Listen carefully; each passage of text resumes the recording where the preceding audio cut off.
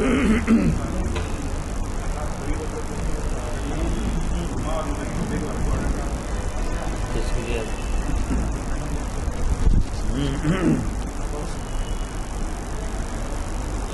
بالله من الشيطان الرجيم.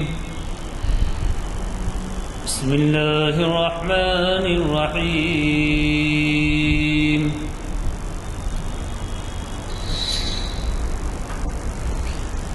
إن الذين قالوا ربنا الله ثم استقاموا تتنزل عليهم الملائكة ألا تخافوا ولا تحزنوا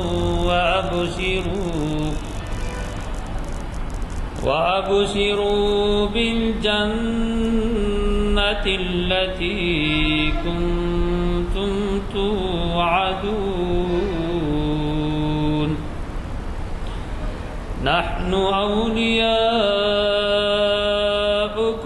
في الحياة الدنيا وفي الآخرة ولكم فيها ما تشتهي أنفسكم ولكم فيها ما تدعون.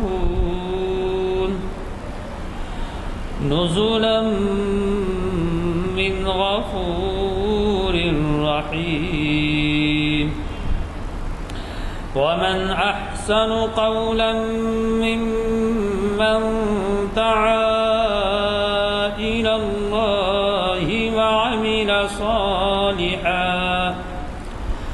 وعمل صالحا وقال إنني من المسلمين.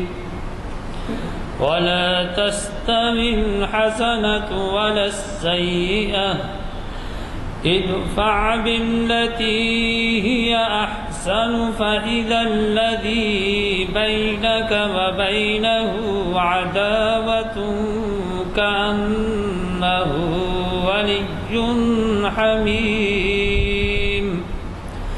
وما يلقاها إلا الذين صبروا وما يلقاها إلا ذو حظ عظيم. صدق الله العظيم.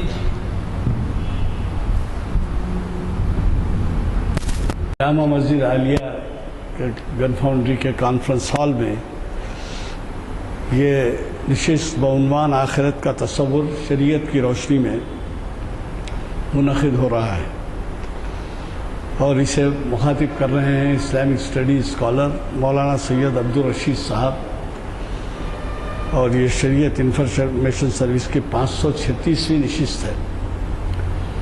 جو نئے ہیں ان کے جاننے کے لیے میں عرض کر دوں کہ ہماری ہر سال 45 نشستیں ہوتی ہیں۔ ایک رمضان میں نہیں ہوتی اور پھر بعض وقت تہوار کی وجہ سے یا کوئی ناگہانی صورت ہو تو ورنہ 45 ہوتے ہیں۔ تو 45 کے معنی 10 سال کے 450 ہوئے اور یہ 536ویں نشست ہے۔ اب اسی سے آپ اندازہ لگا سکتے ہیں کہ ہم تقریباً 13ویں سال میں ہیں اس محفل کے، اور یہ سب اس لیے ممکن ہوا کہ آپ جیسے حضرات ہمیں تعاون دیتے ہیں اور ہماری ہمت افزائی کرتے ہیں اس میں شرکت کر کے۔ آج بڑی خوشی ہو رہی ہے، کافی نوجوان دکھ رہے ہیں یہاں، کالجز بند ہیں، اور اگر الیکشن میں بھی کوئی نوجوان مصروف ہے تو کل نہیں پرسوں وہ ختم ہے الیکشن، اور کرکٹ اور یہ تمام چیزیں تو جو ہے آپ کو دیکھنے سے کوئی منع نہیں کرے گا، لیکن یہ ہے کہ ایسی محفلیں بھی بہت ضروری ہیں۔ اس سے ہی آپ کا کردار بنتا ہے، اسی سے آپ کو دینی معلومات حاصل ہوتے ہیں، ورنہ 24 گھنٹے میں کوئی ایسا موقع نہیں آتا سوائے اللہ اس کے کہ جو حضرات پابند نماز ہیں کہ آپ دینی علوم کے بارے میں جانیں، تاریخ کے بارے میں جانیں، شریعت کے بارے میں جانیں۔ لہٰذا میری گزارش ہے کہ کم از کم کالجز کھلنے تک تو آپ پابندی سے آئیے، اس کے بعد جیسی سہولت ہو آپ آ سکتے ہیں۔ حضرات، عنوان کی اہمیت میں آپ کیا بتاؤں۔ آخرت کا تصور ہمارے سامنے ہمیشہ ہونا چاہیے، اور ایک مسلمان کی حیثیت سے جب ہم قرآن و حدیث کے ماننے والے ہیں اور ان احکامات کو سر آنکھوں پہ رکھتے ہیں تو عمل میں کمی ہوتی ہے، اور عمل اگر نہ ہو تو پھر جیسے کہا جاتا ہے کہ قرآن مجید ہے گھروں میں تو طاق میں رکھا ہوا ہے محراب میں، گرج جم جاتی ہے مگر کھولنے کی نوبت نہیں آتی، یا پھر جب کسی کی رحلت ہو جاتی ہے تو اس کے سرانے یاسین شریف پڑھنے کے لیے رکھا جاتا ہے۔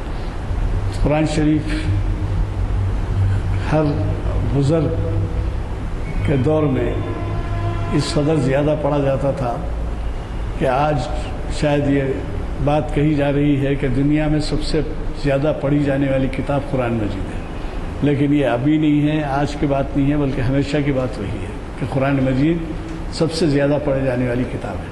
تو اب آپ سوچئے کہ ہم کس مقام پہ کھڑے ہیں کہ کچھ پڑھ رہے ہیں، کچھ سورہ ہی پڑھ لے رہے ہیں، 10-15 منٹ کے لیے ہی پڑھ لے رہے ہیں۔ زیادہ پڑھیں تو بہت اچھا ہے، مگر نہیں تو کم از کم قرآن مجید کو تو اس کو جب آپ مانتے ہیں اور اس کے احکام کو سمجھتے ہیں، اس کے احکام جاننا چاہتے ہیں تو قرآن پڑھنا اور اس پر عمل کرنا ضروری ہے۔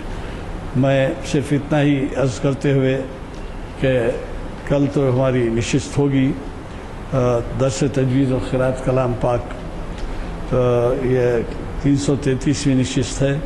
حافظ و قاری محمد نصیر الدین صاحب اوپر کی منزل میں ہمیں درس تجوید اور قراءت کلام پاک کی نشست ہوتی ہے، اور وہ بھی جو ہے عصر کے بعد ہی ہوتی ہے۔ البتہ ہماری کل ہی پرسوں کی نشست یہ الیکشن کی چھٹی ہونے کی وجہ سے ملتوی رہے گی، تو 4 جمعے کی نشست کے بعد آپ کو جو بلیٹنز آئیں گے وہ مساجد میں پہنچا دیے جائیں گے، اخبارات میں اعلان آئیں گے، ان کو بھی دیکھتے رہیے، اور پھر ہماری نشستیں ہفتے سے چالو ہو جائیں گی، ضرور و ضرور اس میں شرکت فرمائیں گے۔ میں زیادہ وقت لیے بغیر مولانا سے گزارش کرتا ہوں کہ وہ اپنے یہ ہوئے عنوان سے ہمیں استفادے کا موقع دیں۔ وأشهد أن لا إله إلا الله وحده لا شريك له وأشهد أن محمدا عبده ورسوله فقد قال الله تبارك وتعالى في القرآن المجيد والفرقان الحميد أعوذ بالله من الشيطان الرجيم بسم الله الرحمن الرحيم إن الساعة آتية لا ريب فيها صدق الله العظيم۔ محترم و مکرم بزرگانان اسلام، نوجوانان ملت، آج محافل عالیہ کی اس محفل میں آخرت، عقیدہ آخرت، تصور آخرت، مراحل آخرت، ضرورت آخرت اور حیات اخروی، ان عنوانات پر ہم قرآن اور حدیث کی روشنی میں اللہ کے نبی صلی اللہ علیہ وسلم کی طرف سے بتائی گئی باتوں پر کچھ سنیں گے اور کچھ کہیں گے۔ آخرت کا لفظ دنیا کے مقابلے میں بولا جاتا ہے۔ دنیا کے معنی ہوتے ہیں قریبی چیز۔ یہ ایک لفظ اردو میں استعمال ہوتا ہے ادنا کا، عربی میں یہی لفظ جب استعمال ہوتا ہے تو اس کے 2 معنی ہوتے ہیں۔ ادنا کے ایک معنی اقرب کے ہوتے ہیں، قریب تر، نیئرسٹ ہم کہہ سکتے ہیں، یا مور نیئر کہہ سکتے ہیں، اور دوسرے معنی ہوتے ہیں اس کے ذلیل تر کے۔ اس کے مقابلے میں آخرت کا لفظ بولا جاتا ہے۔ جب آخرت کا لفظ بولا جاتا ہے تو اس کے جب ہم پہلے معنی کے لحاظ سے اس کے معنی لیں قریب تر کے مقابلے میں، تو آخرت چونکہ دوسرا عالم ہے تو گویا بعید تر، بعد میں آنے والی۔ قرآن پاک کی ایک آیت جو آپ تمام حضرات کو یاد ہوگی، وَلَلْآخِرَةُ خَيْرٌ لَكَ مِنَ الْأُولَىٰ، کہ بعد میں آنے والی زندگی آپ کے لیے پہلے والی زندگی سے زیادہ بہتر ہے۔ تو یہاں پر اللہ کے نبی صلی اللہ علیہ وسلم کو مخاطب کرتے ہوئے اور آپ کے ذریعے سے ساری امت کو مخاطب کرتے ہوئے اللہ تبارک و تعالیٰ نے یہ فرمایا کہ آخرت کی زندگی دنیا کی زندگی سے بہتر ہے. تو یہاں پر بالکل جو لفظ لائے ہیں وہ اولا کے مقابلے میں آخرہ کا. اولا مانے پہلا اور آخرہ مانے دوسرا. تو آخرت کی زندگی کو دوسری زندگی کہا گیا ہے, بعد والی زندگی کہا گیا ہے.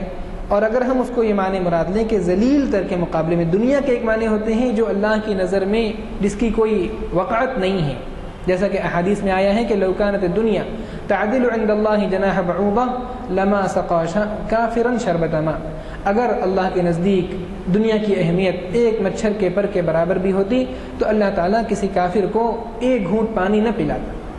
لیکن جس طرح سے ایک آدمی جس کے پاس امیر اور غریب, اپنے اور پرائے, دوست اور دشمن سب آتے ہیں اور سیراب ہوتے ہیں اور اس کو اس کی پرواہ نہیں ہوتی, یا تو ان چیزوں کی نہ اہمیت نہ ہونے کی وجہ سے جن چیزوں سے وہ ان کو سیراب کر رہا ہے اور فائدہ پہنچا رہا ہے, یا پھر اس کی اپنی طبعی سخاوت اور شرافت کی وجہ سے. تو اللہ تبارک و تعالیٰ یہاں پر سب کے لیے رحمت اور سب کے لیے عطا اور بخشش کے دروازے کھولے ہوئے ہیں. بسم اللہ الرحمن الرحیم کی تفسیر کرتے ہوئے مفسرین فرماتے ہیں کہ اس میں پہلا لفظ الرحمن استعمال ہوا ہے, دوسرا لفظ الرحیم استعمال ہوا ہے. رحمان کے معنی بہت زیادہ رحمت کرنے والا, بہت زیادہ مہربانی کرنے والا, اس میں مبالغہ زیادہ ہے رحیم کے مقابلے میں. تو گویا کہ یعنی بہت ساری تفسیریں ہیں, اس میں سے ایک تفسیر یہ بھی ہے جو اس موقع کے مناسب ہے کہ رحمان کا لفظ دنیا کے اعتبار سے ہے کہ یہاں پر اپنے اور پرائے, کافر اور مومن, مشرک اور منافق اور ایمان والا اور مسلمان سب کو اللہ تعالیٰ دیتے ہیں. لیکن آخرت کی نعمتیں وہاں پر رحیمی کی صفت ہوگی اللہ کی. اور رحیمی کی صفت کا مطلب یہ ہے کہ وہاں پر رحمت عامہ ایسی نہیں ہوگی جیسا کہ دنیا میں, لہذا وہاں پر صرف مومنین کے لیے بہت ساری چیزیں خاص ہوں گی. قرآن پاک میں 3 بنیادی موضوعات بیان کیے گئے ہیں, توحید, رسالت اور آخرت. ان 3 بنیادی موضوعات کی بنیاد پر قرآن کریم کے سارے قصے, قرآن کریم کی آیتیں گردش کرتی ہیں. یہاں تک کہ توحید کو فرمایا کہ یہ ثلث القرآن ہے. قرآن پاک کا 1/3 حصہ یا 1/3 تعلیمات یا 1/3 موضوع جو بیان کیا گیا ہے قرآن پاک کا, وہ توحید کا ہے. اس وجہ سے فرمایا سورہ اخلاص 1/3 قرآن کے برابر ہے, کیونکہ اس میں توحید کا بڑے حد تک احاطہ کیا گیا ہے. توحید کا اور شرک سے نفی کا اور احدیت اور سمدیت کا تصور اور لم یلد ولم یولد اور کوئی ہمسر اور ہمنوا اور برابر نہ ہونے کا تصور اس میں بیان کیا گیا ہے. تو آخرت قرآن پاک کا وہ تیسرا اور 1/3 موضوع ہے کہ جس کے بغیر گویا کہ اسلام اور اسلام کی تعلیمات اگر کوئی پیش کرے تو وہ ناقص تعلیمات ہے اور نامکمل تعلیمات ہے. جو مراحل آخرت کے بیان کیے گئے ہیں اللہ تبارک و تعالیٰ نے اور اللہ کے نبی صلی اللہ علیہ وسلم نے بڑی وضاحت سے, اور اللہ تبارک و تعالیٰ نے اس سلسلے میں کسی بھی چھپانے کا کام نہیں لیا.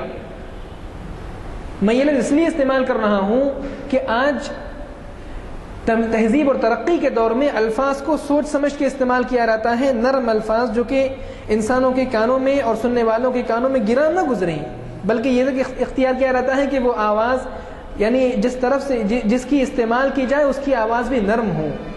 چاہے بڑے سے بڑا معاملہ ہو, چاہے وہ عملی اعتبار سے جو کچھ بھی ظلم اور ستم ڈھا دیں, لیکن الفاظ اتنے نرم استعمال کیے جاتے ہیں کہ آپ اس کا احساس نہیں کر سکتے کہ جو ہے یہاں پر ظلم یا ستم یا اس کے علاوہ بے انصافی یا اس قسم کی ساری چیزیں جو ہے رونما ہوتی.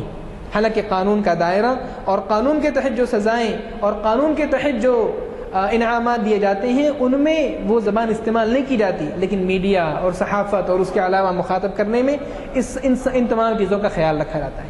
اللہ تبارک و تعالیٰ نے قرآن پاک میں آخرت کے تعلق سے بالکل صاف اور صریح, آپ جہنم کا تذکرہ پڑھ لیں, آپ جہنم کا تذکرہ ایمان اور یقین کے بغیر پڑھیں, آپ کو ایسا لگے گا کہ بالکل ڈرایا جا رہا ہے. آپ ممکن ہے کہ اس کو جدید الفاظ میں یہ کہیں کہ نہیں یہ تو جو ہے آج کے معاشرے کے موافق نہیں ہے, یہ تو آج کا سماج سن نہیں سکتا ایسے الفاظ, ایسے سخت الفاظ, لیکن یہ وہ حقیقت ہے جس کو اللہ تبارک و تعالیٰ کسی طرح سے چھپا کر کے رکھنا نہیں چاہتا, صاف صاف کہنا چاہتا ہے. آپ دیکھیں کہ آج جو سزائیں دی جاتی ہیں اور آج جس طرح سے جنگی حالات کے بعد, جنگی اور جنگوں کے بعد مختلف ملکوں میں اور اس کے علاوہ دنیا کی جو بڑی بڑی جیلیں ہیں, چاہے وہ عراق کی ابو غریب جیل ہو اور چاہے وہ گوانتانامو بے کی جیل ہو اور اس کے علاوہ دیگر جگہیں ہوں جہاں پر کہ تعذیب اور مصیبت اور ظلم اور ستم کے ڈھائے جانے کے آخری مراحل ہوتے ہیں، لیکن ان کو بیان نہیں کیا جاتا۔ اللہ تبارک و تعالیٰ کا قاعدہ یہ نہیں ہے۔ اللہ تبارک و تعالیٰ یہ ہے کہ اللہ تبارک و تعالیٰ فرماتا ہے کہ جو ہم نے یہاں پر بیان کیا ہے ممکن ہے کہ اس میں کچھ تخفیف ہو جائے، لیکن ہم یہ نہیں چاہتے کہ تم سے چھپا کر کے رکھیں تاکہ کل کو تم جب ہمارے سامنے آؤ تو تمہارے سامنے یہ ساری چیزیں موجود نہ ہوں۔ ان شجرۃ الزقوم طعام الاثیم کالمہل یغلی فی البطون کغلی الحمیم خذوہ فاعتلوہ الی سواء الجحیم۔ یقیناً زقوم کا درخت وہ گنہگار کا غذا ہوگا، وہ ایسے تلچھٹ کی طرح ہوگا جو تیل کی گرم تلچھٹ ہوتی ہے، جو پیٹ میں ایسا کھولے گا جیسا کہ کھولتا ہوا پانی۔ خذوہ فاعتلوہ الی سواء الجحیم، اس کو لے جاؤ اور جہنم کے بیچ میں ڈال دو۔ گنہگار مجرم لوگ اس دن آئیں گے اور وہ آ کر کے اپنا محاسبہ کریں گے اور کہیں گے کہ اے کاش کہ ہم کو دوبارہ دنیا میں لوٹا دیا جاتا تاکہ ہم وہاں جاتے اور جا کر کے وہ اعمال کر کے آ جاتے جو اعمال کے اللہ تبارک و تعالیٰ نے ہمارے لیے مقرر کیے ہیں۔ لیکن فرمایا اللہ تبارک و تعالیٰ نے کلا انہا کلمۃ ھو قائلھا، ہرگز نہیں، یہ تو ایک ان کے منہ کی بات ہے جو کہ ان کے منہ سے نکلی ہے، اگر ان کو دوبارہ دنیا میں بھیجا جائے تو وہاں پر وہی عمل کریں گے جیسا کہ یہ کیا کرتے تھے۔ آخرت کے تعلق سے جو اللہ تبارک و تعالیٰ نے اور اللہ کے نبی صلی اللہ علیہ وسلم نے تفصیلات بیان کی ہیں وہ کوئی ڈھکی چھپی نہیں ہیں، الا یہ الگ بات ہے کہ ہم اپنے بچوں کو اور اپنے بڑوں کو اس سے بچاتے ہیں، ہم بیان نہیں کرتے۔ ہمارے پاس اگر کوئی بچہ موت کے بارے میں تذکرہ کرے تو اس کے منہ پہ ہاتھ رکھا جاتا ہے، بیٹا یہ بات بولنے کی نہیں ہے۔ مجھے ایک صاحب نے بتایا کہ جو ہے ان کے گھر میں ایک چھوٹی سی بچی نے کہا کہ ابا ہم مر جائیں گے، امی ہم مر جائیں گے اور مر کر کے کیا قبر میں جائیں گے؟ بیٹا یہ بات نہیں کرتے، یہ بات کرنے کی نہیں ہے۔ آج خوشی کی محفلوں میں خوشی کے ترانے گائے جاتے ہیں، لیکن اگر کوئی غم کی محفل میں بھی ان سخت حالات کا تذکرہ کرے جو کہ جو ہے اللہ کے نبی صلی اللہ علیہ وسلم نے اللہ تبارک و تعالیٰ نے بیان کیے ہیں تو اس کے منہ پر ہاتھ رکھا جاتا ہے اور سوچا جاتا ہے کہ نہیں یہ سخت الفاظ ہیں، یہاں پر استعمال کرنا نہیں ہے۔ یہ بات بہت اہمیت کی ہے کہ عقیدے کا تصور اس وقت سے ہے جب کہ آدمی کے لاشعور میں باتیں پختہ ہونا شروع ہوتی ہیں، اور وہ وقت ہے بچپن کا وقت۔ ہم لوگ یہ وقت جو ہے عام طور سے ایمانیات کی پختگی میں کم گزارتے ہیں، حالانکہ آپ اس وقت جدید داخلے ہو رہے ہیں، آپ نرسری کا سلیبس اٹھا کر کے دیکھ لیجئے، ایل کے جی اور یو کے جی کا سلیبس اٹھا کر کے دیکھ لیجئے، تھوڑا سا سلیبس ہے جو اس کو پورے سال لے کر کے چلتے ہیں اور وہ ساری باتیں، اور اگر کوئی جیسا کہ عام طور سے اچھے اسکول میں ڈالتے ہیں تو وہاں پر مزید اس کے ساتھ ثقافت اور تصور اور دنیا کی ساری چیزیں بیان کی جاتی ہیں۔ لیکن یہ وقت ہم کتنا وقت ایمان اور ایمانیات کے کتنا وقت ایمان اور ایمانیات کو بچوں میں جاگزی اور بچوں کے دلوں میں ان کو بٹھانے کے لیے کرتے ہیں، یہ سوچنے کا موقع ہے۔ حالانکہ بچپن کا وقت ہی وہ وقت ہوتا ہے جب کہ آدمی کے اندر اور جب کہ بچے کے اندر آخرت اور آخرت کے تعلق سے ساری باتیں اور جنت اور دوزخ کے حالات اور واقعات، اللہ کے نبی صلی اللہ علیہ وسلم اور صحابہ اور ان کا آخرت کے بارے میں کیا رویہ تھا، یہ ساری چیزیں بٹھانے کا وقت یہی بچپن کا وقت ہے۔ تو اس تعلق سے اور تربیت کے نقطہ نظر کے تعلق سے اس غور کرنے کی ضرورت ہے کہ جن باتوں سے ہم بچاتے ہیں وہی باتیں ہیں جو ان کو آئندہ زندگی میں کام آنے والی ہیں، وہی باتیں ہیں جو ان کو آئندہ زندگی میں کام آنے والی ہیں۔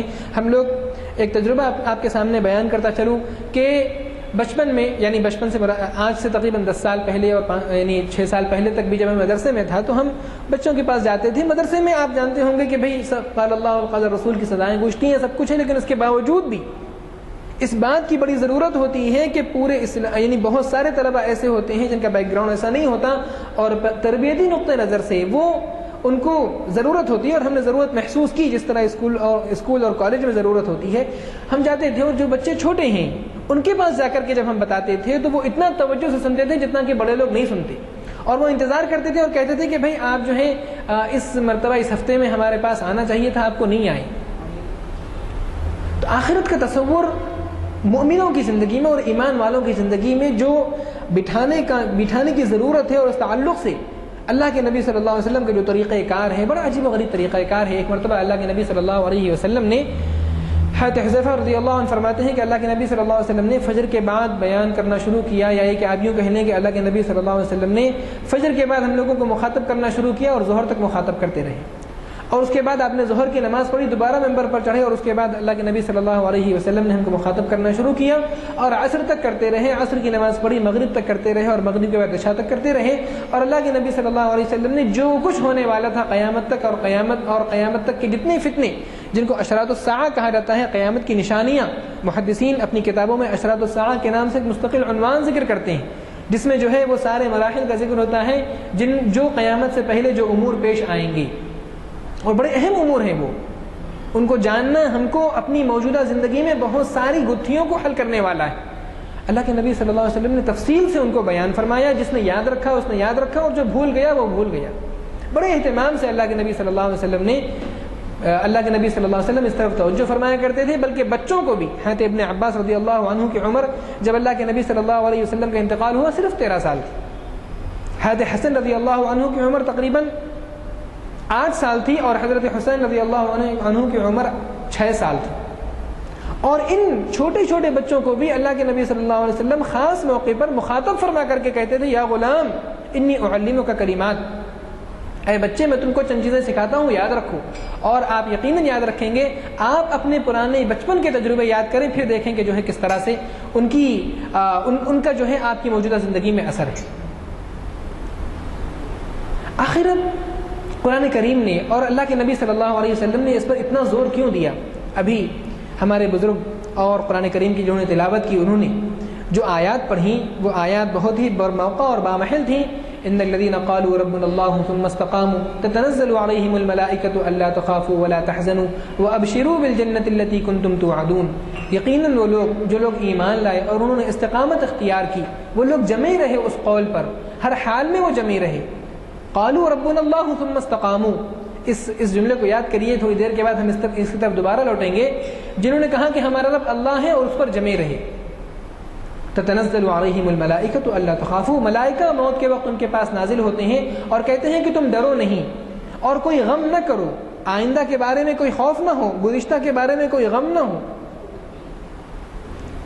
وابشروا بالجنۃ التي كنتم توعدون، اور اس جنت کی خوشخبری لو جس کا کہ تم سے وعدہ کیا جاتا تھا۔ نحن اولیاؤکم فی الحیاۃ الدنیا وفی الآخرہ، ہم تمہارے ساتھ دینے والے ہیں، تمہارے مددگار ہیں، تمہارے ولی ہیں، دنیا کی زندگی میں بھی تھے اور آخرت کی زندگی میں بھی رہیں گے۔ نحن اولیاؤکم فی الحیاۃ الدنیا وفی الآخرہ ولکم فیہا ما تشتہی انفسکم ولکم فیہا ما تدعون، تمہارے لیے وہاں پر وہ ساری چیزیں ہیں جن کا کہ تم سے وعدہ کیا گیا تھا، جو تمہارے دل میں آئیں گی باتیں اور جو کچھ تم وہاں پر بلاؤ گے۔ نزلا من غفور الرحیم، یہ مہمانی کا سامان ہے اس رب کی طرف سے جو کہ مغفرت کرنے والا اور رحم کرنے والا ہے۔ ایک اور جگہ جنت کے بارے میں فرمایا کہ یطوف علیہم ولدان مخلدون، ان کے پاس وہ نوجوان آئیں گے جو نوجوان ان کی خدمت میں ہوں گے۔ نوجوان اور ان کا خدمت میں ہونا آج بڑے بڑے ہوٹلز میں دیکھ لیجئے، اس کے علاوہ دیکھ لیجئے جہاں پر کن کو رکھا رہتا ہے، ایک ایک چیز جو جنت کے بارے میں اللہ تبارک و تعالیٰ نے بیان فرمائی ہے وہاں کی لذتوں کے بارے میں، وہاں پر نوجوان ہوں گے جو ان کے پاس آ کر کے ان کی خدمت کریں گے، جو چیز ان کو چاہیں جو چیز وہ مانگیں گے وہ لا کر کے پہنچائیں گے۔ وہاں پر ایسی جام شراب ہوگی جس کے اندر کسی بھی قسم کی آمیزش نہیں ہوگی، لا فیہا غول ولا هم عنہا ینزفون، اس میں کسی بھی قسم کی بدبو اور کراہیت نہیں ہوگی۔ ابن عباس رضی اللہ عنہ سے پوچھا گیا، ایک شخص نے آ کر کے پوچھا کہ غولن کا کیا مطلب ہے؟ کہا کہ اس میں کوئی بدبو اور کراہیت نہیں ہوگی اور اس سے کوئی سر میں درد نہیں ہوگا۔ وظل ممدود، اور وہاں پر بہت لمبا سایہ ہوگا، وماء مسکوب، اور بہتا ہوا پانی ہوگا، وفاکہۃ کثیرہ، اور بہت سارے میوے ہوں گے، وطلح ممدود، اور تہ بتہ کیلے ہوں گے، اور بغیر کانٹے کے بیر ہوں گے۔ اللہ تبارک و تعالیٰ نے قیامت جنت کا جو منظر بیان فرمایا ہے سورہ واقعہ میں اور سورہ رحمان میں، وَلِمَنْ خَافَ مَقَامَ رَبِّهِ جَنَّتَانِ، اور وہ شخص جو اللہ کے سامنے کھڑے ہونے سے ڈرا ہوگا اس کے لیے 2 جنتیں ہیں، ذواتا افنان، اس میں طرح طرح کے ہر طرح کے میوے ہیں، فَبِأَيِّ آلَاءِ رَبِّكُمَا تُكَذِّبَانِ، سوئے جنو انس تم اپنے رب کی کون کون سی نعمتوں کو جھٹلاؤ گے۔ وہ اس میں بیٹھے ہوئے ہوں گے اونچی مسہریوں پر، اور وہاں پر ان کے لیے کسی بھی جس چیز کو وہ طلب کریں گے وہ چیز ان کے سامنے لا کر کے حاضر کر دی جائے گی، چاہے وہ پرندوں کا گوشت ہو اور چاہے وہ پھل ہو، اور ہر پھل میں مختلف قسم کے مزے ہوں گے۔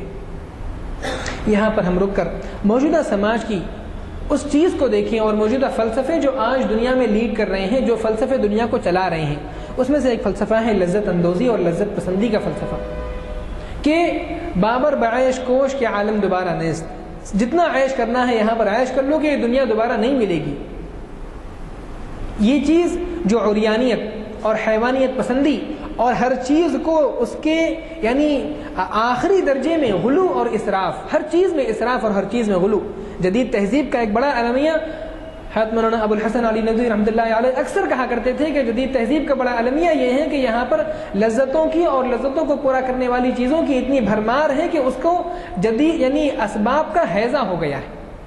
یہ وہ حیضہ ہے، کثرت کا حیضہ ہو گیا ہے۔ گزشتہ تہذیبوں میں اور گزشتہ زمانوں میں لذتوں کی اور لذتوں کو لانے والی چیزوں کی اتنی بہتات اور کثرت نہیں تھی جتنی اس زمانے میں، اور اس کو جس طرح سے شائع کیا جا رہا ہے اور نشر کیا جا رہا ہے اور اس کی طرف لوگوں کو متوجہ کیا جا رہا ہے، یہ بھی ایک مستقل مسئلہ ہے، اور یہ بھی ایک مستقل جو ہے غور اور فکر کرنے کی چیز ہے کہ بچوں سے لے کر کے بوڑھوں تک کو لبھانے والی، اور ایسے وقت میں جب کہ آدمی پہلے زمانے میں آخرت کی طرف متوجہ ہو جایا کرتا تھا، اس عمر میں بھی ان کو جو ہے لذت اندوزی اور لذت پسندی کی دعوت دینے کے لیے فلمیں بنائی جا رہی ہیں، اور اس کے لیے جو ہے مستقل طور پر لٹریچر تیار کیا جا رہا ہے، اس کے لیے کلب اور باقاعدہ گھر بنائے جا رہے ہیں، اور اس میں لوگوں کو ایسی محفلیں فراہم کی جا رہی ہیں کہ وہ کس طرح سے پورے طور پر اسراف میں اور پورے طور پر لذت پسندی میں منہمک ہو جائیں۔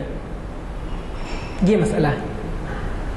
حالانکہ اسلام نے اس کا جو تصور پیش کیا ہے وہ آخرت کے لیے پیش کیا ہے، لذتوں کی انتہا اور لذتوں کو حاصل کرنا اور اپنی ساری خواہشات کو پورا کرنے کی جگہ اللہ تبارک و تعالیٰ نے جنت بنائی ہے، اور اس کے لیے دنیا میں حصہ نہیں رکھا۔ اور اگر آخرت کے تصور دنیا سے نکال دیا جائے اور اگر لذتوں کو پورا کرنے کے لیے لوگوں کو چھوڑ دیا جائے، اور لذتوں کو پورا کرنا اور لذتوں کو پورا کرنے کے جو اسباب ہیں اس کے لیے اگر لوگوں کو آزادی فراہم کر دی جائے، تو یہ دنیا یقیناً یہاں پر کوئی ہمدردی کرنے والا نہ رہے، یہاں پر کوئی یتیم کے سر پر ہاتھ رکھنے والا نہ رہے، اور اگر کوئی ہاتھ رکھنے والا ہو تو اس کے ساتھ میں احسان بھی جتانے والا ہوگا۔ آخرت کے لیے کام کرنا اور آخرت کے لیے اپنے آپ کو آگے بڑھانا اور تمام دنیاوی منافع سے بے نیاز ہو کر کے صرف اللہ وحدہ لا شریک لہ کے لیے عمل کرنا، اللہ کے نبی صلی اللہ علیہ وسلم نے اسی چیز کو صحابہ کرام کے دلوں میں پیدا کیا تھا۔ اگر آخرت میں پکڑ کا تصور نہ ہو تو جہاں تک قانون کی حکومت ہو وہاں پر تک تو ممکن ہے کہ جرائم کی روک تھام ہو سکے، اور جہاں پر قانون ساتھ نہ دے، اور جہاں پر کوئی آنکھ دیکھتی نہ ہو، اور جہاں پر معاشرے کی نگرانی نہ ہو، اور جہاں پر کیمرے نہ ہو، اور جہاں پر جو ہے پولیس کا ڈنڈا نہ ہو، وہاں پر کوئی چیز روکنے والی نہیں ہو سکتی۔ جہاں پر خواہشات بے لگام ہو جائیں اور جہاں پر اندھیرا ہو وہاں پر کوئی بھی چیز روکنے والی نہیں ہوگی۔ آج ہمارے نوجوانوں کے پاس بہت بڑا مسئلہ یہ ہے کہ وہ باوجود رکنا چاہتے ہیں لیکن رک نہیں سکتے، ان کے اندر وہ ریزسٹنس، وہ قوت اور وہ چیز پیدا نہیں ہے جس کی وجہ سے وہ ایسے وقت میں رک جائیں جہاں پر کہ کوئی ان کو دیکھ نہیں رہا ہے۔ یہ بڑا مسئلہ ہے۔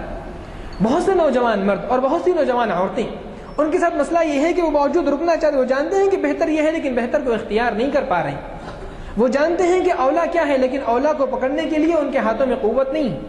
اس کی وجہ کیا ہے؟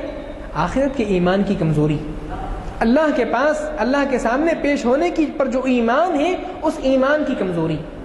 اصل میں ایمان کا پیدا ہونا اور خاص طور سے اللہ پر ایمان اور اللہ کے نبی صلی اللہ علیہ وسلم کی تعلیمات پر ایمان اور آخرت پر ایمان، یہ وہ چیزیں ہیں جو انسان کو ایسے وقت میں روکتی ہیں جس وقت کے دوسری چیزیں نہیں روک سکتی، جہاں پر کہ ٹیبل کے نیچے سے دیا جاتا ہے اور جہاں پر کہ پردے ڈال کر کے جو ہے گناہ کی طرف دعوت دی جاتی ہے اور جہاں پر گناہ کا ماحول فراہم کیا جاتا ہے، وہاں پر رکنے والی چیز کون سی ہے؟ وہاں پر کون سی چیز ہے جو بڑھتے ہوئے قدم کو آگے بڑھنے سے روک لے اور نگاہوں کو بند کر دے اور ہاتھوں کو جو ہے آگے بڑھنے سے روک لے؟ وہ چیز، وہ مضبوط ایمان اور وہ مضبوط قوت ہے جو انسان کے اندر پیدا کر دی جائے جیسا کہ اللہ کے نبی صلی اللہ علیہ وسلم نے پیدا کیا تھا۔ اور اس چیز کے نہ ہونے کی وجہ سے جو نقصانات ہو رہے ہیں اس کا ہم اور آپ اندازہ نہیں لگا سکتے۔ اس کا اندازہ اس وجہ سے نہیں لگا سکتے کہ اس کی جو رپورٹیں تیار ہوتی ہیں ہم ان کو ایک ساتھ جمع ہوئی نہیں پڑھتے، بلکہ متفرق طور پر سامنے آئی باتیں اور چلی گئیں۔ بڑے عجیب و غریب واقعات ہیں جو کہ مسلم سماج اور مسلم سماج کے علاوہ دیگر سماجوں میں پیدا ہو رہے ہیں، یہاں تک کہ سپریم کورٹ آف انڈیا کو یہ کہنا پڑا کہ آج ہندوستان کا سماج جس موڑ پر جا رہا ہے اس موڑ سے روکنے کے لیے مذہب کو ضروری قرار دینا اور مذہبی تعلیمات کو عام کرنا ضروری ہے۔ ابھی چند دن پہلے یہاں پر یونیورسٹی میں ایک پروگرام منعقد کیا گیا مذہب کی ضرورت کے اوپر، اور یقیناً سیکولر معاشرے میں اور ایک ایسی جگہ میں جہاں پر کہ سیکولرزم کی ہی بات کی جاتی ہو، اور سرکاری اداروں میں آپ مذہب کا نام نہیں لے سکتے، لیکن وہاں پر جو حوالہ دیا گیا وہ سپریم کورٹ آف انڈیا کا جو ہے فیصلہ تھا، جس میں یہ کہا گیا کہ جو زوال پذیر معاشرہ ہندوستان کا ہوتا جا رہا ہے، جس کی وجہ سے عورتوں کے تعلق سے اور چھوٹے بچوں کے تعلق سے اور چھوٹی بچیوں کے تعلق سے اور بوڑھوں کے تعلق سے وہ شعور پیدا نہیں ہو رہا جو شعور پیدا ہونا چاہیے، جو احساس ذمہ داری پیدا ہونا چاہیے وہ پیدا نہیں ہو رہا ہے، اس کو روکنے کی ضرورت ہے۔ ہم مغرب کے ان مستشرقین کو اور اس کے علاوہ وہاں کے مفکرین کو لیں، بڑے بڑے مفکرین جنہوں نے مستقل طور پر مذہب کا انکار کیا تھا۔ مذہب کوئی چیز نہیں ہے، وحی کا رشتہ اور وحی کے ذریعے سے کسی چیز کا آنا، اس کی حقیقت کچھ بھی نہیں ہے، ہر چیز کو انسانی تجربے کی بنیادوں پر تولا جائے گا، ناپا جائے گا۔ جو چیز جس کی لمبائی چوڑائی اونچائی ناپی نہ جا سکے، جس کو جو ہے اعداد میں اور فیگرز میں بیان نہ کیا جا سکے، اس کی کوئی حقیقت نہیں۔ ما وراء الغیبیات، اس کی کوئی حقیقت نہیں ہے۔ ایک دور وہ تھا، لیکن آج کے بڑے بڑے مفکرین آخرت کو یا مذہب کو ہم کہیں مذہب کو اور دین کو قبول کر رہے ہیں ایک اخلاقی ضرورت کی بنیاد پر، اور اس کو باقاعدہ اسٹڈی کا موضوع بنایا جا رہا ہے، اس کے اوپر ریسرچ ہو رہی ہے، اور وہ معاشرے جہاں پر مذہب کا کسی نہ کسی طرح مذہب کی پکڑ ہے، وہاں پر جو ہے وہاں کی ریسرچ کر کے وہاں پر جرائم کی تعداد کم ہونے میں مذہب کا حوالہ دیا جا رہا ہے۔ مذہب وہ ضرورت ہے کہ جس سے ملحد بھی انکار نہیں کر رہے، مذہب وہ ضرورت ہے کہ جس سے جو ہے وہ لوگ بھی اس کا اقرار کر رہے ہیں جو اخلاقی قدروں اور اخلاقی ویلیوز کو جو ہے مکمل طور سے اہمیت دینے والے ہیں، کیونکہ اس کے بغیر کوئی چیز روکنے والی نہیں ہے اخلاق پر، نہ قومیت، نہ وطنیت اور نہ احساس ذمہ داری۔ ایسے موقع پر جبکہ یہ کہا جا رہا ہے کہ دولت خدا ہے، اور دولت اگر دروازے سے نہیں آ سکتی تو کیا بات ہے، جو خدا ہے وہ کھڑکی سے آئے تو اس کو قبول کر لینا چاہیے، اگر وہ میز کے اوپر سے نہیں آتا تو میز کے نیچے سے آنے پر اس کو قبول کر لینا چاہیے، یہ خدا ہے۔ مادہ پرستی کو خدائیت کا درجہ دیا جا رہا ہے۔ یہ بہت ہی بڑے ذمہ دار کے الفاظ ہیں جو کہ میں آپ کو سنا رہا ہوں کہ یہ خدا ہے، اور یہ خدا کوئی غلط کام نہیں کرتا ہے، حالات کی وجہ سے وہ اوپر سے نہیں تو نیچے سے آ رہا ہے، وہ دروازے سے نہیں تو جو ہے کھڑکی سے آ رہا ہے۔ آخرت کا تصور جو اللہ تبارک و تعالیٰ نے جس پر زور دیا ہے قرآن کریم کے بے شمار آیات کو، احکام کے آیات جو ہیں ان سے کہیں زیادہ آخرت کے آیات بیان کی گئی۔ آخرت کا لفظ اور ساعہ کا لفظ اور قیامت کا لفظ اور جنت اور دوزخ کا ذکر شاید ہی قرآن پاک کی چھوٹی چھوٹی صورتوں میں سے کوئی صورت ہو جو خالی میں، بڑی بڑی صورتوں میں آپ ہر 2-3 صفحے کے بعد ضرور کوئی ایسی آیت پڑھیں گے جس میں اللہ تبارک و تعالیٰ نے دنیا اور آخرت کا تقابل کیا ہے، یا آخرت کی اہمیت کو بیان کیا ہے، یا آخرت کی ضرورت کو بیان کیا ہے۔ آخرت کی ضرورت کے بغیر دنیا نامکمل ہے، چاہے وہ دنیا مذہب بیزار ہو اور چاہے وہ اس دنیا میں مذہب کا تصور مکمل طور سے نہ پایا جاتا ہو، لیکن آخرت سے بے نیاز نہیں ہے۔ کیوں؟ اس کے بغیر وہ قانون کے اندر انسانیت کو اور قانون کے اندر سوسائٹی کو پابند نہیں کر پا رہے۔ اسی وجہ سے قسم لینے کے لیے ان کو عزت اور شرف کی پہلے قسم لیتے تھے، اب اس کے بعد ان کو مذہبی کتابوں کو لانا پڑ رہا ہے، کیونکہ ان کو معلوم ہے کہ یہاں پر آ کر کے انسان کا ضمیر اور انسان کا دماغ اپنا ایک ایسی قوت اور ایک ایسی طاقت سے وابستہ ہو جاتا ہے کہ جو ہر حال میں اس کے اوپر حاوی اور غالب ہے، چاہے وہ سیکولر سے سیکولر اور چاہے وہ جو ہے لامذہبیت اور مذہب بیزار معاشرہ ہو، وہاں پر بھی آپ اگر آخرت کے تصور کو اور مذہب کے تصور کو نکال دیں تو پھر وہ معاشرہ اور وہ فلسفہ کامیاب زندگی نہیں گزار سکتا، اور وہاں پر بھی بڑے پیمانے پر ایسے جرائم اور ایسے بڑے بڑے کرپشن کے واقعات اور ایسی یعنی محیر العقول یعنی جرم ہوتے ہیں کہ ہم اور آپ اس کا تصور نہیں کر سکتے، چاہے وہ چھوٹے بچے ہوں اور چاہے وہ جو ہے بس میں ہونے والا زنا کا واقعہ ہو، اور چاہے وہ ایک چھوٹی سی بچی کے ساتھ جو ہے زنا کا واقعہ ہو، جس کے اوپر جو ہے جج نے یہ کہا تھا کہ جو ہے یعنی یہ ایسا واقعہ ہے کہ جو ہے دوسروں کے لیے دلیل بن سکتا ہے، لہذا اس کی سزا پھانسی سے کم نہیں ہو سکتی۔ اب یہاں پر وہ تنظیمیں اور وہ حقوق انسانی کا دعویٰ کرنے والے وہ غور کریں کہ اگر ہم ایسے موقع پر دنیا کی سزائیں اور دنیا کے جو جرائم کے اوپر روک لگانے والے قوانین ہیں، اس کے آگے بھی کوئی چیز ہے جو کہ انسان کے ذہن کو جو ہے اپنے قابو میں کر سکتی۔ اللہ کے نبی صلی اللہ علیہ وسلم اور نبوت کا مدرسہ، ایک ہے فلسفہ اور ایک ہے اصلاحی تحریکیں جو کہ اس بات کو اور مذہبی اقدار کو اور اخلاقی اقدار کو پروموٹ کرتی ہیں، ان کو فروغ دیتی ہیں، ان کو آگے بڑھاتی ہیں۔ اس کے آگے مذہب ہے، دنیا کا کوئی بھی مذہب جو کہ چاہے وہ سورگ کے نام سے ہو، چاہے وہ بائبل اور دیگر جگہوں میں جو ہے ایک ایسی دنیا اور ایک ایسے تصور کے نام سے ہو جہاں پر کہ آدمی خدا کے راضی کیے بغیر اور خدا کے بیٹے کو راضی کیے بغیر آگے نہیں بڑھ سکتا، یا پھر یہ کہ منتخب قوم میں ہونے کے بغیر آگے نہیں بڑھ سکتا، یا پھر وہ اسلام کا صاف اور صریح اور پاک تصور ہو۔ اسلام کا یہ امتیاز ہے کہ اسلام نے آخرت کے تصور سے جتنی تفصیلات دی ہیں اتنی کسی بھی مذہب نے نہیں دی ہیں۔ موت کے بارے میں اللہ کے نبی صلی اللہ علیہ وسلم کی احادیث سے پتہ چلتا ہے کہ من مات فقد قامت قیامتہ، جو مر گیا اس کی قیامت قائم ہو گئی، تو لہذا آخرت کا مرحلہ اس کا شروع ہو گیا۔ اور دوسرے قیامت کے تصور اور قیامت سے پہلے پیش آنے والے واقعات جو اجتماعی طور کے ہیں، اشراط الساعہ اور فتن کا جو نام دیا جاتا ہے، اور موت سے پہلے پیش آنے والے واقعات جن کے تعلق سے اللہ کے نبی صلی اللہ علیہ وسلم نے تفصیل سے بتایا ہے، اور موت کے بعد پیش آنے والے واقعات چاہے وہ حشر کے میدان کا ہو، چاہے وہ میزان کا ہو، چاہے وہ بلسرات کا ہو، اور چاہے وہ جنت اور جہنم کے سارے واقعات ہو، اور چاہے وہاں پر ہمیشہ رہنے والی زندگی کے تعلق سے اللہ کے نبی صلی اللہ علیہ وسلم کے ارشادات ہو۔ تو اسلام نے مکمل تصور پیش کر دیا، اور بعض فلسفے ہیں جو اس کی تائید کرتے ہیں اور یہ کہتے ہیں کہ آخرت ایک ایسی ضرورت ہے جس سے ہم انکار نہیں کرتے۔ اب یہاں پر آ کر کے ہم کو یہ جاننا چاہیے اور ہم کو یہ محسوس کرنا چاہیے کہ آخرت ضرورت نہیں، آخرت حقیقت ہے۔ آخرت کو ضرورت کے طور پر بہت سارے لوگ پیش کرتے ہیں کہ بھی ہاں بھی ضرورت ہے، ہم اپنے بچوں اور بچیوں میں اگر اس کو پیدا نہیں کریں گے تو پھر وہ راہ سے بہک سکتے ہیں، وہ پھر وہ خاندان کی عزت پر بٹا لگا سکتے ہیں، اور وہ ایسے کام کر سکتے ہیں جس کی وجہ سے ہم بدنام ہوں، معاشرہ بدنام ہو، یا سوسائٹی میں جرائم کا ارتکاب ہو۔ یہ ضرورت صرف نہیں ہے، یہ وہ وجدان اور احساس ہے، اور وہ حقیقت ہے جو آئندہ پیش آنے والی ہے۔ اور نبوت کے مدرسے کے فارغین اور صحابہ کرام رضی اللہ عنہم وہ اس کو ضرورت کے طور پر نہیں لیتے تھے بلکہ حقیقت کے طور پر لیتے تھے، ضرورت کے طور پر نہیں لیتے تھے بلکہ حقیقت کے طور پر نہیں لیتے تھے۔ حضرت علی کرم اللہ وجہہ، حضرت معاویہ رضی اللہ عنہ نے ضرار ابن ضمرہ سے فرمایا کہ ذرا حضرت علی کے واقعات بتاؤ۔ آپ جانتے ہیں ان کو ڈر ہوا کہ کہیں ایسا نہ ہو کہ یہ حضرت علی کے مخالف ہیں، یا یہ کہ جو ہے مخالف تھے، تو وہ ایسے نہیں تھے، حقیقت میں ان کا اپنا ایک مسئلہ تھا۔ تو انہوں نے فرمایا کہ مجھے معاف رکھیں امیر المومنین۔ کہا کہ نہیں، تم کو بتانا پڑے گا، تم ان کے ساتھ رہے ہو۔ تو کہا کہ مجھ کو معاف رکھیں، کہا کہ معافی نہیں ہے، تم کو بتانا پڑے گا۔ تو کہا کہ اگر آپ چاہتے ہیں بتاؤں تو میں بتاتا ہوں۔ وہ بہت ہی دور اندیش اور توانا تھے، اور جسم کے اعتبار سے قوت رکھنے والے تھے۔ وہ دنیا سے بے رغبت تھے اور آخرت کی طرف رغبت کرنے والے تھے۔ وہ مکمل طور سے اپنے آپ کو آخرت کے لیے تیار کرنے والے تھے۔ وہ کوئی بھی ایسی بات نہیں کرتے تھے جو کہ لگی اور لپٹی ہوئی ہو، وہ بات کرنے میں صاف اور صریح تھے، وہ فیصلہ کرنے میں انصاف کرنے والے تھے۔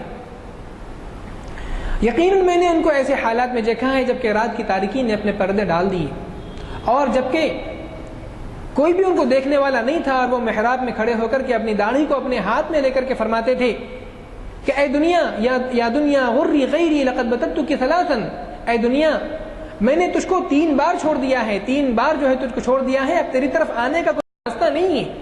غری غیری، میرے علاوہ کسی اور کو جا کر کے دھوکہ دے۔ سفر کتنا طویل ہے اور توشہ ذرا سا بھی پاس نہیں ہے، اور آنسو ان کے رخساروں پر بہتے ہوئے ان کی داڑھی کو بھگا دیتے تھے، اور سجدے میں ان کے آنسو سجدے کی جگہ کو بھگا دیتے تھے۔ دن میں ان کو دیکھنے والا کوئی یہ نہیں سمجھتا تھا کہ یہ جو ہے رات میں اس حالت میں ہوں گے۔ یقیناً ان کا آخرت سے ایسا قوی تعلق تھا جیسا کہ ہم میں سے کسی کا بھی نہیں۔ عجیب و غریب حالات تھے ان کے۔ انہوں نے آخرت کو وجدان کے طور پر لیا تھا۔ آپ کو واقعہ یاد ہوگا کہ ایک شخص جو کہ بکریاں چرانے والا ہے، اور سخت گرمیوں کی دوپہر میں جنگل کی لو میں بکریاں چرا رہا ہے، اور حضرت عبداللہ ابن عمر رضی اللہ عنہ سے فرماتے ہیں کہ ایک بکری ہم کو فروخت کر دو۔ وہ کہتا ہے کہ نہیں، میں نہیں دے سکتا، آقا کی ہیں۔ تو کہا کہ اس سے کہنا کہ آپ بھیڑیا کھا گیا۔ کہا کہ فإن اللہ کے بارے میں اور آخرت کے بارے میں ان کا اس قدر گہرا تصور تھا کہ وہ کسی وقت بھی اس سے غافل ہونے والے نہیں تھے۔ وہ ضرورت کے طور پر اس کو لینے والے نہیں تھے بلکہ حقیقت اور احساس کے طور پر اس کو لینے والے تھے۔ یہ چیز ہمارے اندر کیسے پیدا ہوگی؟ یہ چیز کس طرح سے جو ہے ہم کو، اگر یہ چیز نہیں ہے تو آدمی کمپرومائز کر لیتا ہے بہت سارے مواقع پر۔ آدمی اگر ضرورت سمجھے تو کمپرومائز کر لیتا ہے، طے کر لیتا ہے معاملے کو، اور اگر احساس اور حقیقت سمجھے تو ایسے وقت میں اس کو روکنے والی چیز یہ ہوتی ہے جو آخرت پر ایمان ہے۔ یہ چیز کیسے پیدا ہوگی؟ یہ چیز پیدا ہوگی مستقل طور پر اللہ تبارک و تعالی اور اللہ کے نبی صلی اللہ علیہ وسلم کے فرمودات کا مطالعہ کرنے سے، اس کو ایمان کے ساتھ پڑھنے سے، ایمان کے ساتھ پڑھنے سے، اس کا مذاکرہ کرنے سے۔ آج بڑا مسئلہ یہ ہے کہ ہم اور آپ بیٹھ کر کے آج اس محفل میں جس طرح بیٹھے ہیں، ہماری نجی محفلیں اور ہمارے دسترخوان کے اوپر کی باتیں اور ہماری خاص طور پر جو اکیلے میں اور ہمارے دوستوں میں جو باتیں ہوتی ہیں وہ ہماری اس موضوع پر نہیں ہوتی۔ تھوڑی سی بات کیجئے، سامنے والا آپ کو مسافہ کر کے چلتا ہوا نظر آئے گا۔ یہ عجیب و غریب واقعہ اور عجیب و غریب معاملہ ہے جو یہ بتاتا ہے کہ اندر سے وہ تڑپ پیدا نہیں ہے جو کہ اللہ کے نبی صلی اللہ علیہ وسلم نے صحابہ کرام کے اندر پیدا کی تھی۔ یہ مسئلہ ہے جس کی وجہ سے آخرت کا تصور قوی نہیں ہو رہا، جس کی وجہ سے آدمی کمپرومائز کر لے رہا ہے، جس کی وجہ سے آدمی جو ہے تھوڑا سا ہاں بھائی یہ بھی ضرورت ہے، یہ بھی چلا لو، ٹھیک ہے، اس کے ذہن میں تصور موجود ہے، اس کے ذہن میں معلومات موجود ہیں، لیکن اس کے باوجود بھی وہ مکمل طور سے طے نہیں کر پا رہا، وہ مکمل طور سے نیکی پر آ نہیں پا رہا، معاملات میں وہ اپنے آپ کو ان اخلاق اور اقدار پر نہیں لا پا رہا ہے جو کہ اس کو آخرت میں کامیاب کرنے والی۔ اس وجہ سے قرآن پاک کی ان آیات کا مطالعہ احساس اور شعور کے ساتھ ضروری ہے جس میں اللہ تبارک و تعالیٰ نے آخرت کی حقیقت اور آخرت کے تصور کو بیان کیا ہے، اور اس کو شعور کے ساتھ پڑھنا، اور اس کے ساتھ اللہ کے نبی صلی اللہ علیہ وسلم عجیب و غریب حالات، تہجد کی اتنی پابندی تھی، تتجافى جنوبهم عن المضاجع يدعون ربهم خوفا وطمعا ومما رزقناهم ينفقون۔ صحابہ کرام اور نیک لوگوں کے تعلق سے اللہ نے فرمایا کہ ان کے پہلو رات کو خوابگاہوں سے دور رہتے ہیں، وہ اپنے رب کو ڈرتے ہوئے اور رغبت کرتے ہوئے پکارتے ہیں، اور جو ہم نے ان کو دیا ہے اس میں سے خرچ کرتے ہیں۔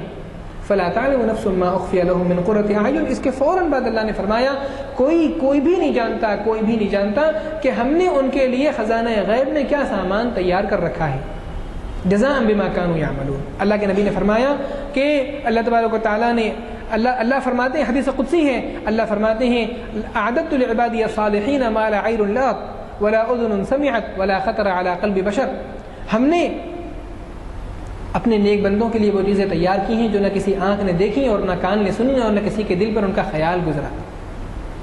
اللہ کے نبی صلی اللہ علیہ وسلم رات بھر رات میں نماز پڑھنے کی وجہ سے قدم بالکل ورم آ جاتا تھا، اللہ کے نبی صلی اللہ علیہ وسلم کے پیروں پر ورم آ جاتا تھا، اور جب آپ سے پوچھا جاتا تو فرماتے افلا اکون عبدا شکورا، کیا میں شکر گزار بندہ نہ بنوں؟ اس وجہ سے ان آیات کا مطالعہ کرنا اور اللہ کے نبی صلی اللہ علیہ وسلم کی ان احادیث کا مطالعہ کرنا جو کہ آخرت کے تعلق سے بیان فرمائی ہیں۔ مولانا سعید احمد دہلوی رحمۃ اللہ علیہ، ان کی دو کتابیں ہیں، بہت مشہور کتابیں ہیں، جنت کا کھٹکا اور جنت کی کنجی اور دوزخ کا کھٹکا، اور اس کے احادیث اور قرآن پاک کی آیتیں جو کہ باقاعدہ اس موضوع سے اٹھا لیجیے، مشکات شریف اٹھا لیجیے، اس کے اردو ترجمے اٹھا لیجیے، اس میں جو اللہ کے نبی صلی اللہ علیہ وسلم نے تفصیلی طور پر بیانات فرمائے ہیں ان کو مطالعہ کرنا، اکیلے میں پڑھنا، اس وجدان اور شعور کے ساتھ کہ کل کو میرے سامنے یہ واقعات پیش آنے والے ہیں، اس کے لیے میں نے کیا تیاری کی، اور اسی کے ساتھ ساتھ صحابہ کرام کے وہ واقعات پڑھنا جس میں یہ معلوم ہوتا ہے کہ واقعی ان کی زندگی دنیا کے لیے نہیں تھی، آخرت کے لیے تھی، کہ جن کے بارے میں صحابہ کرام کے بارے میں فرمایا کہ اگر تم ان کو دیکھتے تو تم کہتے کہ وہ تو دنیا کے لیے پیدا ہی نہیں کیے گئے، وہ تو آخرت کے لیے ہی پیدا کیے گئے۔ اس وجہ سے آج ہمارے لیے بہت بڑی ضرورت ہے کہ اپنے آپ کو تیار کریں، اپنے بچوں کو تیار کریں،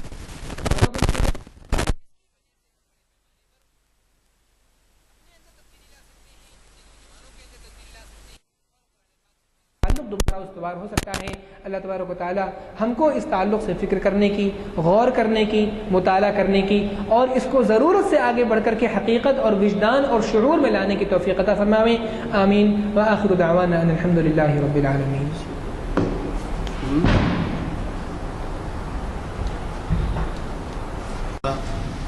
بخاری صاحب نے اتنا اہم عنوان دیا ہے،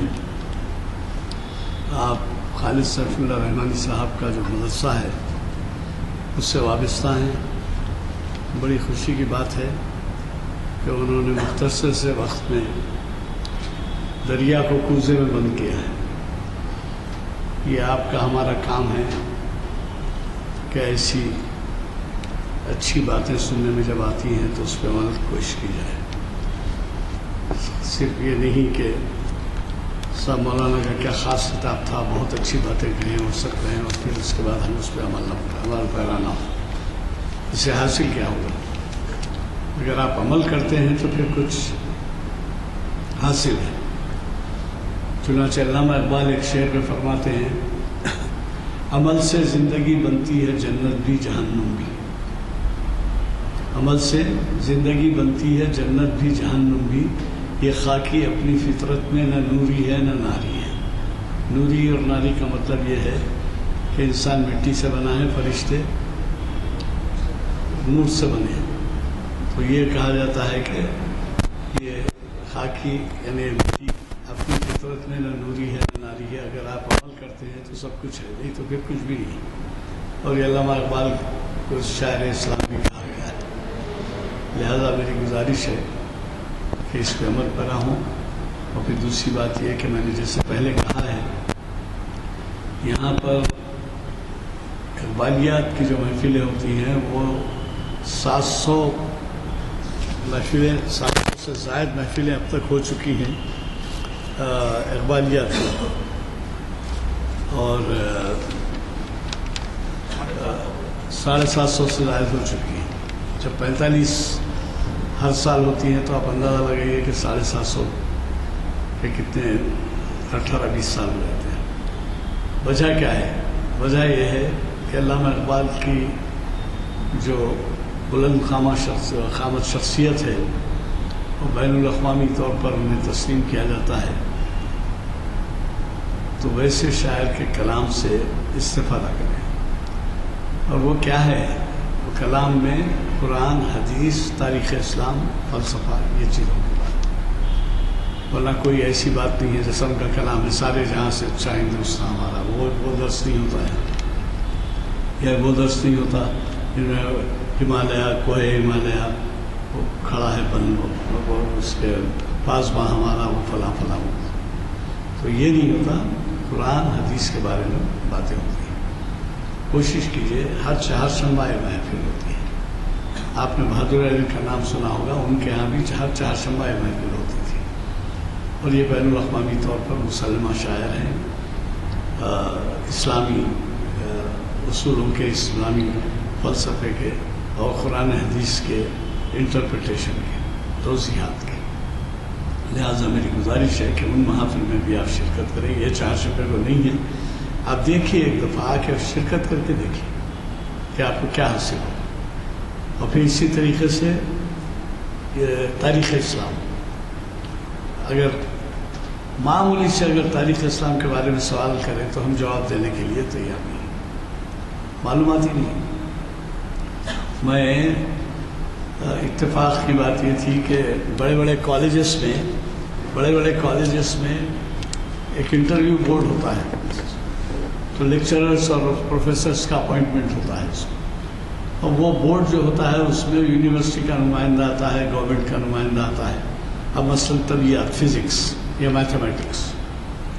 تو انتظامیہ کی طرف سے میں اس میں شرکت کرتا تھا، جو بھی عہدہ تھا ہمارا اس کے لحاظ سے. تو اب طبیعت یا میتھمیٹکس یا کیمسٹری یا فزکس کوئی چیز کے لیے یعنی سوالات کیے جائیں، طبیعت تو فزکس ہی ہے، ہسٹری، جیوگرافی یا کوئی اور چیز کے بارے میں سوالات کیے جائیں تو ظاہر ہے کہ بحیثیت بورڈ کے ممبر کے تو ہم خاموش بیٹھے رہتے کیونکہ ہماری خود نالج نہیں اس کے اندر. لیکن جب ہم کچھ پوچھنا چاہتے تو ذرا ان کی ٹیسٹنگ کر لیتے تھے. ادارے مائنورٹیز کے اور درخواست گزاروں کے اندر زیادہ تر ہمارے حضرات شرکت کرتے تھے. اگر ایم اے پاس ہیں، پی ایچ ڈی پاس ہیں، اگر ان سے پوچھا جائے، معمولی سے سوال کیے جائیں تو وہ جوابات نہیں دے سکتے تھے. مثلاً ایک لیکچرر صاحب جو پاس ہو چکے تھے، جب ان سے سوال کیا گیا کہ خلفائے راشدین کے نام بولیے تو پورے نام نہیں بول سکتے ہیں. کیا تو ایم ایس سی ہیں، پی ایچ ڈی ہیں، ایم اے ہیں. سب کیوں ہوتا ہے؟ اس وجہ سے ہوتا ہے کہ ایسی عمر میں جب کہ آپ سب کچھ سیکھنا ہے، غفلت کرتے ہیں، جانتے ہی نہیں کیا عمل کریں گے آپ. خالی قرآن ناظرہ کہتے ہیں، پڑھ لینے سے کیا حاصل؟ اردو دینی کتب کا ایک سرمایہ ہے، جو توضیحات ہیں بزرگان دین کے اور بڑے بڑے ادیبوں کے، اور نعت اور حمد کے بارے میں شعراء لکھتے ہیں، ان کے بارے میں کوئی علمیت نہیں ہے، ہمارے بچوں میں کوئی واقعیت نہیں۔ دیکھیے میں آپ کو ایک بات بتاتا ہوں، آپ عربی پڑھتے ہیں، ہے نا؟ اتنے سب ماشاءاللہ سے میں کسی کی بدگمانی نہیں کر سکتا، قرآن پڑھنے اگر بٹھا دیے تو فوراً پڑھنا شروع کر دیں۔ سوال یہ ہے کہ آپ عربی لکھ سکتے ہیں کیا؟ اگر میں آپ سے کہوں کہ بسم اللہ الرحمن الرحیم لکھیں یا الحمدللہ رب العالمین لکھیں تو آپ چار وقت سوچیں گے کہ میں لکھیں۔ یہی حال ہماری ماضی زبان کا ہو گیا ہے اردو کا۔ سب ذرا جو جملے لکھے تو نہیں صاحب میں پڑھ تو سکتا ہوں، لکھ نہیں سکتا ہوں۔ کون BSc MSc MA PhD، بلکہ اللہ معاف کرے ایک IAS آفیسر صاحب کے لکھے تو کیڑے مکوڑے لکھے نہیں، مسلمان ہے صاحب لکھے لیکن بہت ہی مشکل سے اور صحیح املا نہیں لکھ سکتے۔ اسی طریقے سے اردو کے شاعر، اردو میں ان کا کئی اس کا کلام ہے، ان سے جب میں خواہش کیا کیا وہ مجھے ایک کتاب اپنی تحفتاً دیے جب ریلیز ہوئی، تو اس میں جو اردو میں لکھا ہوا ہے نیک تمناؤں کے ساتھ فلاں کی خدمت میں، وہ تک صحیح نہیں لکھ سکتے، اور پھر شاعر ہیں ان کا کلام شائع ہوا ہے۔ اس قدر غفلت پھر آپ کیا پڑھیں گے؟ جو کہ ہمارے سرمایہ ہے اردو میں بہت بڑا سرمایہ ہے، دینی سرمایہ جو ہے۔ مجھے شرکت کا موقع ملا تھا ندوۃ العلماء میں، جن کا بھی ذکر کیا آپ نے، مولانا علی میں 85 سالہ جشن منایا گیا تھا آج سے 15-20 سال پہلے۔ تو میں مدعو تھا، تو اس میں جب میں گیا تھا تو عرب ممالک کے شیوخ آئے تھے، مدعو تھے، وہ اپنے خرچ سے آئے تھے۔ وہ دیکھ کے بولے کہ ہم اتنا بڑا ذخیرہ کتابوں کا دنیا کی کسی اسلامی درسگاہ میں نہیں دیکھے جتنا کہ وہاں پر موجود ہے ندوے میں۔ اب آپ اندازہ لگائیے کہ ایسا خزانہ ہمارے پاس ہے لیکن ہم اس سے واقف نہیں ہیں۔ خیر وہاں جانے کی ضرورت نہیں ہے، آپ کے لائبریریز میں ہیں، آپ کے کتب خانوں میں ہیں، جو سمجھیے دیمک اور کیڑوں کے حوالے ہو رہے ہیں، پڑھنے کا شوق ہی نہیں۔ وقت نکالیے، آدھا گھنٹہ 1 گھنٹہ پڑھیے۔ یا نوجوانوں کا حال یہ ہے کہ 3-3 4-4 گھنٹے جو ٹی وی کے سامنے بیٹھیں گے، چھکا مارا ناچیں گے، اچھلیں گے، کودیں گے، سب کریں گے، لیکن اس معاملے میں غافل۔ اب اس کی ذمہ داری بڑوں پہ ہے، پوچھ آپ کی ہماری ہے۔ آپ یہ مت سمجھیے کہ نوجوانوں پہ ڈھکل دیں گے نہیں پڑھتے اور یہ کرتے، لیکن اس کے لیے بھی تیار رہیے کہ پوچھ آپ کی ہماری ہوگی۔ بہرحال مجھے خوشی ہے کہ آج مولانا نے بہت ہی اہم کتاب سے ہمیں سرفراز کیا، اور اس پہ عمل آور کی ضرورت ہے۔ 4 شنبے کی محفل برخاست رہے گی، انشاءاللہ ہفتے کے دن آپ سے ملاقات ہوگی۔ ایک واقعہ سنا کے ختم کرتا ہوں۔ شریعت انفارمیشن سروس کی جو محفل، کیونکہ نوجوان ہیں یہ واقعہ سے یاد آیا تو بول رہا ہوں، شریعت انفارمیشن سروس کی محفل ہم جب شروع کی ہے، اقبال کی تو 18 سال پہلے شروع کی ہے، تاریخ اسلام کی فلاں تاریخ سے شروع کی ہے، یہ بعد میں شروع ہوئی شریعت انفارمیشن۔ چنانچہ یہ آپ کے سامنے جو بلیٹن ہے اس میں آپ دیکھیں گے کہ تاریخ اسلام کی 642 نشست ہے، شریعت انفارمیشن کی 536 ہے، بعد میں شروع ہوئی۔ باغیام میں صبح کی ساعتوں میں چہل قدمی میں مصروف تھا، 2 لڑکے میرے پاس آئے، بہت پہلے کی بات سنا، صاحب ہم آپ سے کچھ بات کرنا چاہتے ہیں۔ کہا کہیے۔ کہ صاحب آپ فلاں کالج کے سیکریٹری رہے ہیں۔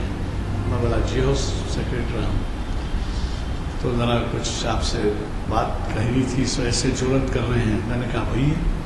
تو بولے آپ کے اس وقت تک کوئی شریعت کی محفل نہیں ہوتی تھی، آپ کے اقبال شناسی کی اور تاریخ اسلام کی محفلیں ہم اٹینڈ کرتے ہیں، لیکن ہم کو خیال گزرتا ہے کہ شریعت سے ہی واقف نہیں ہے، اور اس کی بہت ضرورت ہے کہ ہمارے کو واقف کرایا جائے۔ تو میں بولا کیا چیز سے واقف نہیں ہے مثلا؟